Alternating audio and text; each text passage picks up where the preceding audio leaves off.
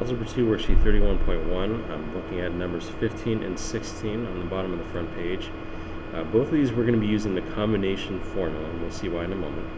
If we look at number 15, there are 12 people signed up for a dodgeball team. How many different ways can a 3-person team be chosen? Notice that they said team here, which means when we're grouping them up, we're not concerned with choosing a certain person first and a certain person second. The order doesn't matter. That's why it's a combination, because we just have this random group together that can be in any order. So our combination formula is C, and there's your notation, C of N and R. The N is the number of things that you're choosing from, and the R is the number of things you're choosing from that group. The formula is N factorial over N minus R factorial times R factorial. And remember that again, this, in number 15, we have 12 total people, which means the N would be 12. And there are the teams that have 3 people in them, so the R would be 3.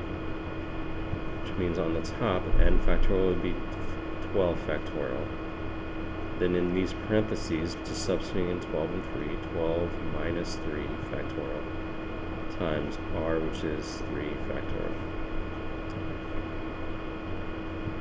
Now when I subtract on the bottom, I'm going to get 9 factorial, 3 factorial. And remember, when you're writing this out, we're going to expand the 12, but I'm going to stop at 9. So there's 9 factorial. I still have 9 factorial on the bottom. And remember, I'm stopping here because now I can cancel these 9 factorials. Those are the same, so I can get rid of those. Now I'm going to expand that 3 factorial, make it 3 times 2 times 1. And most often when you're setting these up, the 3, the 2, these will almost always cancel into what's on top. The 3 does go into 12 4 times. The 2 does go into 10 5 times. So now what I'm left with is on the top 4 times 11 times 5, and there's nothing left on the bottom, which means when I multiply that out, it gives me 220 ways I can choose that team. Number 15. And number 16, 16 people are waiting for a bus, but there are only 7 seats available. How many different ways can the 7 riders be selected? And again, it doesn't matter what order we're choosing them in. All we're doing is setting up C, the combination formula, with 16 people that we're choosing, or that we're choosing from, for 7 seats. So we're choosing 7 out of those 16. 16 factorial over 16 minus 7 factorial, 7 factorial. 16 factorial over it, subtracting, I get 9 factorial, 7 factorial. 16 times 15 times 14 times 13 times 12 times 10 times 9, stop there. 9 factorial, again like the previous one, 9 factorials cancel. And now I'm left with 7 times 6 times 5 times 4. Oops.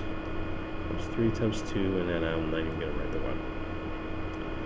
7 goes into 14 twice. 6 goes into 12 twice. 5 goes into 10 twice. 4 goes into, let's go with 16 4 times. 3 goes into 15 5 times. And then 2 can cancel with, there's a lot of stuff that will cancel with the 2. I'm just going to cancel the closest one, 2, and 2 will cancel.